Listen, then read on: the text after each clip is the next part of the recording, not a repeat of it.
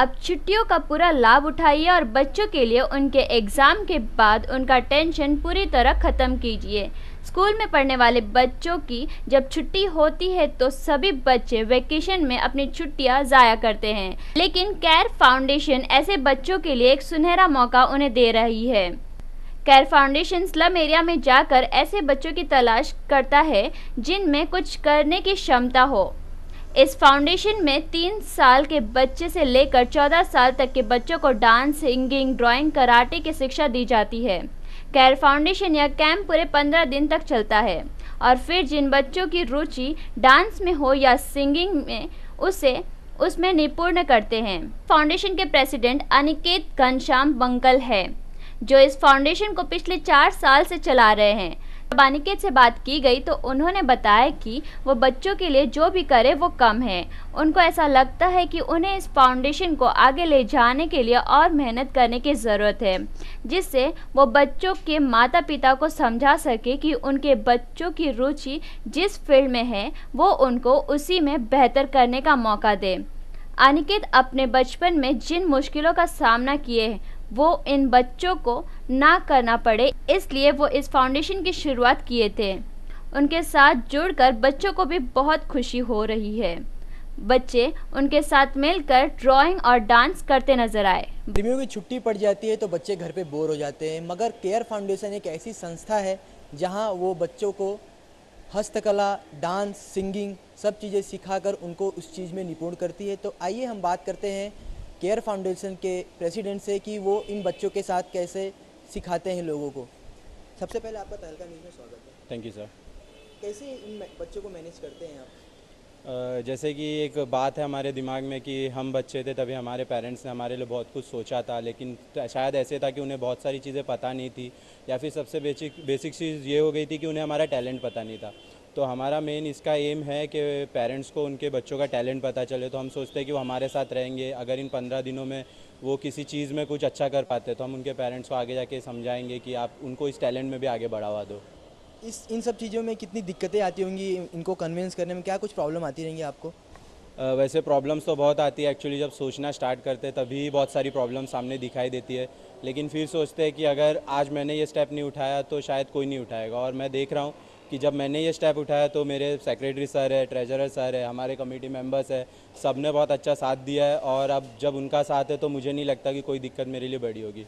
क्या कुछ सिखाया है इतने दिनों में? 15 दिन की आपकी क्लास है, अब तक के क्या बच्चों को आप सिखा पाए हैं?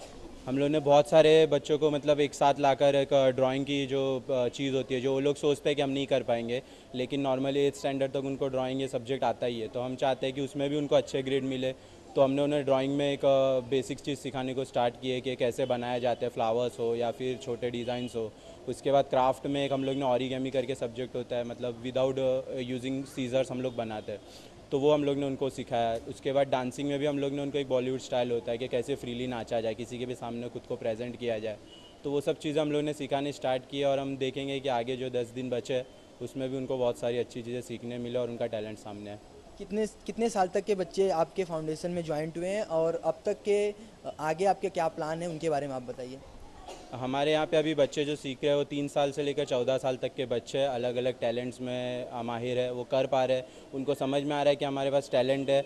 और रही बात उनको आगे हम उनके लिए क्या सोचते हैं, तो मैं एक सेंटेंस बोलना चाहूँगा कि जैसे हम चाहते हैं कि उनके दिल में एक ज्योति जले जिससे उनके दिमाग में प्रगति की भावना निर्माण हो, और उनकी लाइफ में एक ऐसी प्राची आए जिसको हम सुबह बोलते हैं, तो ऐसी प्राची आए जिससे उनकी ज़िंदगी में कभी अंधेरी शाम ना आ पाए, और वो आगे बढ़ते रहे और केयर फाउंडेशन उनके साथ हमेशा रहेगा। और बस मैं यही कहना चाहूँगा कि हमारी शिक्षा को पेरेंट्स भी समझे, हमसे जुड़े और अपने बच्चों को आगे ले जाने में हमारी सहायता करें।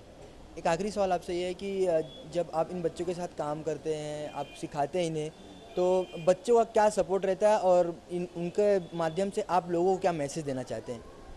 एक चीज़ मैंने खुद बच्चों से ये सीखी है कि उनको अगर आप कोई नई चीज़ बताते हो तो कभी ना उनके दिमाग से या उनके मुंह से ये चीज़ नहीं निकलती कि ये बोल सकते हैं कि कठिन है। तो मैंने बहुत बेसिक चीज़ ये सीखी है उनसे कि कोई भी चीज़ को कठिन नहीं समझना चाहिए, करते रहना चाहिए। जो हमें सिखा रहा है उस पर भरोसा रखना चाहिए कि वो बंदा हमें सिखा रहा है तो कुछ अच्छा सिखा रहा है, हम सीखेंगे। और यही चीज़ शायद मुझे खुद को अपने लाइफ में बहुत यूज़ आने वाली है। तो मैं बच्चों लोग को थैंक्स बोलना चाहूँगा कि उन्होंने मुझे ये चीज़ इस कैम्प में भी सिखाई। उनके सर ने हमें बहुत कुछ सिखाया है। और जैसे कि लड़की लोग का मीन्स बोलते ना, महिला लोग के लिए रक्षा करना, उनको कभी कुछ उल्टा ना बोलना, और बोलते लेडीज़ फर्स्ट रहती है, लेडीज़ को कभी भी उल्टा नहीं, उनकी मीन्स रिस्पेक्ट करना, ये सब हमें सिखाया है। और ये कैंप हम लोग ने बच्चे लोग के लिए रखा है कि उन लोग को ड्राइंग्स, क्राफ्ट, वैसे भी घर पे बैठ के इन लोग बोरिंग हो जाते हैं, इस वजह से हम लोग ने ये कैंप रखवाया है। इन लोग को कुछ नॉलेज, एक्टिविटीज़ ये सब रहना चाहिए, इस वजह से। अभी आप डांस कर रही थी, कितना एंजॉयमेंट किया आज यहाँ पे? मैं तो ऐसे भी रोज़ इंजॉयमेंट करती हूँ। मुझे आज आप लोग आए, मुझे बहुत अच्छा लगा, मैंने बहुत इंजॉयमेंट की। मेरे को 5 इयर्स होने आए अभी सर से जुड़ के। तो मैं मेरा ट्यूशन वहीं पे और घर पे वहीं पे, तो मैं आखा दिन पूरा ट्यूशन में ही रहती हूँ, घर पे तो रहती ही नहीं हूँ।